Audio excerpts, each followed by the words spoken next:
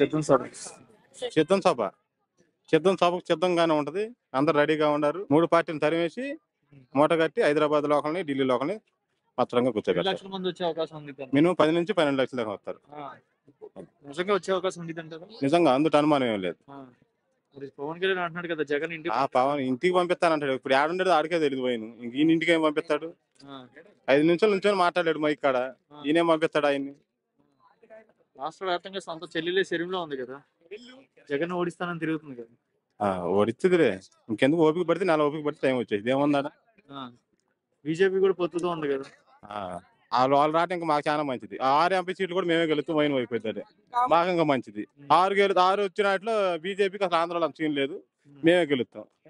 23కి 24 మాయ అవుతాయి. 25కి రాష్ట్ర వ్యాప్తంగా జగన్ అనే వ్యక్తి లంచాలు తీసుకుంటున్నాడు, లంచాలు ఎక్కువైపోయినాయి, జగన్ వచ్చాక రాష్ట్రం నాశనం అయింది అంటారు.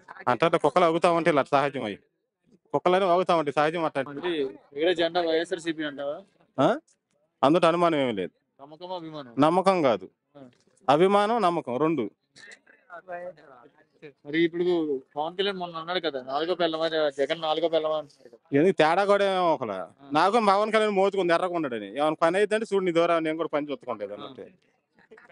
మరి ఏం చేస్తా? నాకు అభిమానం బాగా ఎర్రకుంటాడు. సినిమాలో ఏదైనా అభిమానం ఉంటే చూస్తే నాకు కూడా మోతి తిరిగి ఏదైనా ఉంటే అవకాశం అటు కలిపి నేను కూడా చూసి ఒకసారి నా కోరిక కూడా తీర్చుకుంటాను. అంతేనా? రైట్. ఎలా ఉంటుంది అంటారు ఈసారి సిద్ధం సభ? ఎలా ఉంటుంది అంటారు? ఎంతమంది వచ్చే అవకాశం ఉంటుంది అంటారు ఇక్కడ ఈసారి సిద్ధం సభ? ప్రపంచంలో ఇంతవరకు ఎంతో మంది రాజకీయ నాయకులు ఎన్నో మీటింగ్లు పెట్టుంటారు, ఎన్నో సభలు పెట్టుంటారు, ఎంతో మంది వచ్చుంటారు. కానీ ఈ సిద్ధం సభ ప్రపంచ వ్యాప్తంగా అన్ని రాజకీయ నాయకులకి ఒక పెద్ద ఉదాహరణగా మిగలబోతుంది. ఈ సిద్ధం సభ ద్వారా ఆంధ్రప్రదేశ్ రాష్ట్ర అభివృద్ధి సంక్షేమానికి జగనన్న అభివృద్ధి సంక్షేమం అనేవి జగనన్నకి 2 కళ్ళులా చూసుకున్నాడు. ఇలా అభివృద్ధి సంక్షేమం ఇలా కొనసాగుతానే ఉంటది. ఈ విషయంలో ఎటువంటి ఇబ్బంది ఉండదు. ప్రజలందరికీ అన్ని సంక్షేమ పథకాలు ఇంటిగా చేరుస్తున్న ఘనత ఇంతవరకు రాష్ట్ర ప్రభుత్వం ఆంధ్ర రాష్ట్రంలో ఇంతవరకు ఎలాంటి ముఖ్యమంత్రి ఇవ్వాలింది జగనన్న చేసి చూపించాడు. కాబట్టి ఈసారి కూడా మళ్ళీ జగన్ వస్తాడని నమ్మకం ఉంది. మరి పవన్ కళ్యాణ్ అనే వ్యక్తి రోజు జగన్ ని పాతాళంలో పంపిస్తా, ఇంటికి పంపిస్తా. పవన్ కళ్యాణ్ అనే వ్యక్తి నథింగ్. ఇక్కడ పవన్ కళ్యాణ్ గురించి ఎంత తక్కువ మాట్లాడుకుంటే అంత మంచిది. ఎన్ని జెండాలు వారి ఎజెండా అయితే జనం గుండెల్లో గుడి కట్టడమే మా ఎజెండా. పందులే గుంపులుగా వస్తాయి, సింహం సింగిల్ గా వస్తది. రాష్ట్రానికి చాలా అప్పు అనేది తీర్చేసేవాడు అని అంటున్నాడు కదా చంద్రబాబు నాయుడు, లోకేష్ బాబు. చంద్రబాబు నాయుడు చేసిన అప్పు వల్లే ఆంధ్ర రాష్ట్రం ఇలా అప్పుల్లో కూరుకుపోయింది. దీనంటే జగన్మోహన్ రెడ్డి చాలా తొందరగా బయటికి తీసుకుని వచ్చాడు. రేపు వచ్చే ఎన్నికల్లో గెలిచిన తర్వాత మిగిలిన అప్పు కూడా తీర్చేసి ఆంధ్ర రాష్ట్రాన్ని అభివృద్ధి పదంలో నడిపిస్తాడు. ఎగిరే జెండా ఎగిరిచ్చే జెండా అంతా వైసీపీ జెండానే.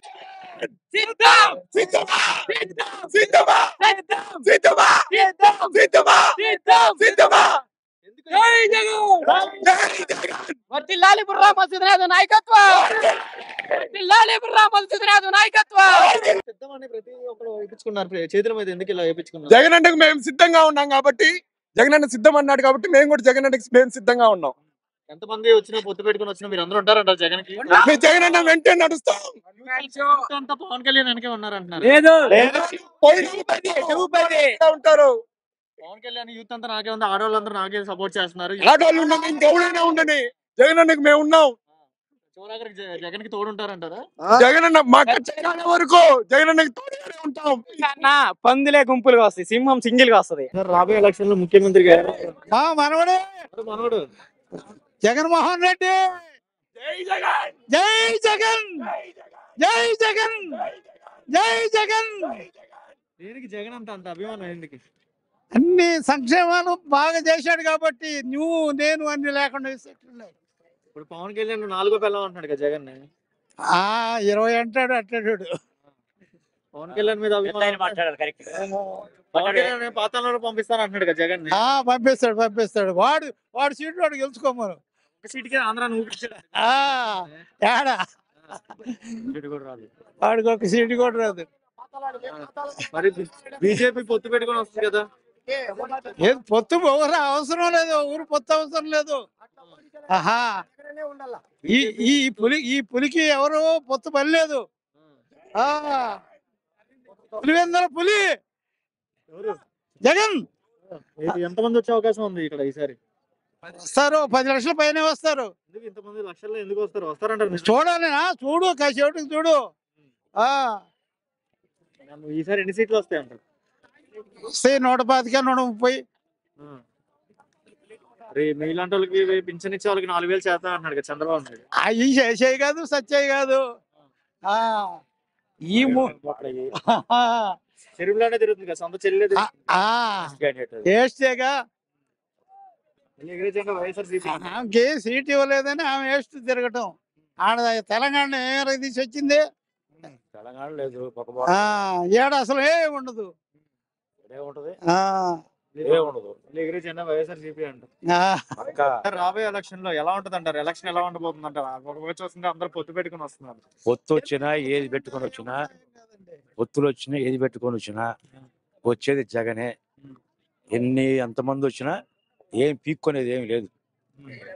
అది మరి జగన్ సంక్షేమాలు అయ్యా చేస్తాయి. చంద్రబాబు నాయుడు పవన్ కళ్యాణ్ వీళ్ళిద్దరు పొత్తు పెట్టుకొని వచ్చి జగన్ ఓడిద్దామని ఒకే సంకల్పంతో రాష్ట్రం అంతా తిరుగుతుంది. ఏం పీక్కోలేరు, ఏం చేయలేరు, వచ్చేది జగనే. అది చూసారు కదా, చంద్రబాబు నాయుడు పరిపాలన చూసారు కదా, ఏం చేశాడు, ఏం మంచి పరిస్థితి చెప్పాను, బలాన్ని చేశానని చెప్పి ధైర్యంగా వచ్చి ముందు చెప్పాను. చెప్పే దమ్ము లేదుగా. నేను బలాన్ని పథకం చేశా, నాకు ఓటు వేయండి అనే దమ్ము లేదు, ఏమీ లేదు. రుణమాఫీ అన్నాడు, జనాల్ని మోసం ఇచ్చాడు. ఏమి ఇచ్చాడు? ఏ రుణమాఫీ చేశాడు? బంగారం రుణమాఫీ అన్నాడు, బంగారం తీలా. బాబుతో జాబ్ అన్నాడు, జాబు లేదు. ఇంటికి నిరుద్యోగ వృత్తి అన్నాడు, ఏది లేదు. అన్ని తొంగలు దొక్కాడు. జగన్ వచ్చాడు, ప్రతి మాట ఇచ్చిన మాట కంటే మిన్నంగా 99% జగన్మోహన్ రెడ్డి చేశాడు. వచ్చేది మటుకు జగనే. అంతే, జగన్ కొట్టినాడు లేడు. నంబర్ 1 జగన్. వచ్చేది మటు జగనే. రుణమాఫీ చేసి కూడా జగనే. పవన్ కళ్యాణ్ అంటున్నాడు కదా, నీ అంతు చూస్తాను, నీ ఏమి చేయలేరు, ఏమి చూడలేదు, చేయలేరు. పాతాళాలకు పంపిస్తాను. వీళ్ళు పోవడం పాతాల్లోకి, వీళ్ళు పోవడం పాతాల్లోకి. ఆయన పోడు, వీళ్ళు పోతారు ముందు. అది